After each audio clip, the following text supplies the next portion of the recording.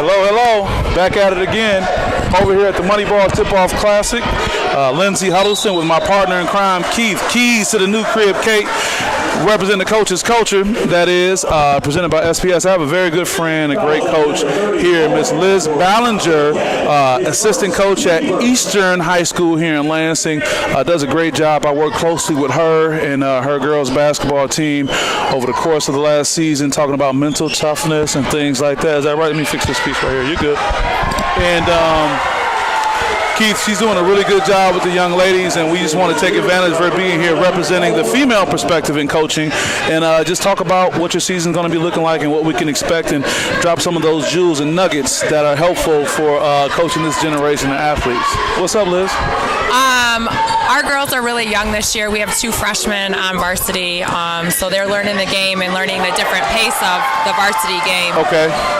So teaching that mental toughness, the game's more mental than physical a lot of times, especially for our kids. So teaching them when we're down 10, that's only 5 buckets and not anything. The end of the world. Oh my God. So when we get down 10, we didn't seem to think that it's over when we can just come back real quick. That's good. Keith knows about that. He's been having great success at Waverly, even though he downplays it with his freshman team over the past years. Keith, you got a fellow coach sitting next to you working with a young program. What kind of shared experience do you think you guys may have? Really, I mean, I guess from her perspective, how do you get your kids to lock in to be mentally focused? You know, a lot of people, whether it's news or you're reading things, talks about, you know, the short attention spans because of, you know, how we've been raised, whether it's fast food, delivery, Uber, things like that is instant gratification. How do you get your kids to lock in and focus during practice and games and such? I think just like I'm a teacher, so in the classroom you have to move quickly. You can only spend 15 minutes on one thing and then it's on to the next. So you can't, and there can't be a lot of standing or it's a wrap in practice for us. So just keep moving and focusing and teaching them those little nuggets throughout the year in short segments to get them to buy in and showing them you care about them at the end of the day because if they know you got them, they'll do a lot of things for you. True. We're over here at Moneyball Tip-Off Classic. We're in the second game. We have Lansing Eastern, Coach Ballinger's own Lansing Eastern, doing really well right now in the first quarter, up 9-0 against Marshall Academy. We just had Marshall's coach on, Mike McCleary.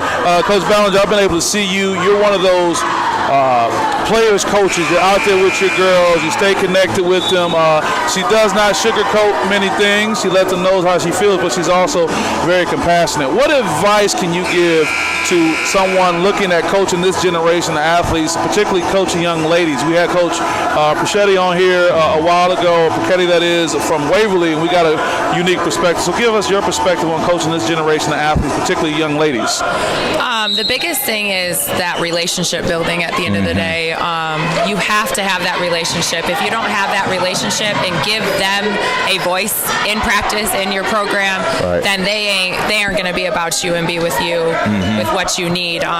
It's the same as a classroom. So there's a lot of correlation between that and just advocating for them at the end of the day and teaching them how to be a strong woman and independent and all that at the end of the day so they can leave here successful and ready to attack the world. Very good. You talk about being a voice, letting your players have a voice, you said, and also being an advocate for them. What do those two things look like? Well, being in the building, I'm able to get to know their teachers and whatnot. So when they're having an issue or something's going on in the building, we can bridge that gap with each other, and they know that I'll help bridge that gap as long as they take care of business. That's important. And just, I think right now, girls, there's so much out in the world and social media and everything, and just teaching them that their voice matters and women have a voice and go be successful, go be independent, go do something great. That's important. I have to say, for the record, my daughter, Madeline, has been hanging out with the program, and she loves Diamond. She always asks, where's Diamond? We'll watch a basketball game on TV. Is that Diamond? I say, no, honey, Diamond's not there, but referring to the great young ladies that you had around your program, and I appreciate you welcoming not only me, but my daughter in as a seeing other, positive young ladies, and you want to expose them to that. So how important do you think that is when you talk about exposing young people to things? I just think there's so much more than the town you grow up in. Like, I'm from a small town north of here. I got out, get out and see the world. You can always come back, but you have to see what else is out there, or you stay in a box at the end of the day. So it's so important to see that other things and be able to give the girls that through basketball is exciting. So the simple aspect of exposing them to something different than what they're used to is a helpful way to go. That's good. Keith, do you have anything for our guests who here? Liz Ballinger of Eastern High School women's basketball team. Good luck this season. You guys starting on Tuesday, right? Yeah, we play Dansville on Tuesday. Okay, so okay. You guys excited? You guys ready? Hopefully. Hopefully, yeah. Right. That's good. That's good. Well, we're here at the Moneyball Tip-Off Classic. Lansing Eastern playing Marshall Academy. They're up 9-2. Want to appreciate Liz Ballinger for all she's doing in the community, all she's doing with these young ladies, and she's a math teacher too. So you add that into the equation, so you know it's playing. Anything you want to share to our guests, your Lansing Quaker family, or any other passing comments? No, we start off Tuesday. Come support sometime when you have a chance. Okay, Absolutely. we have to get over there. I appreciate it. Okay, that's us. We'll see you guys in a minute. Okay.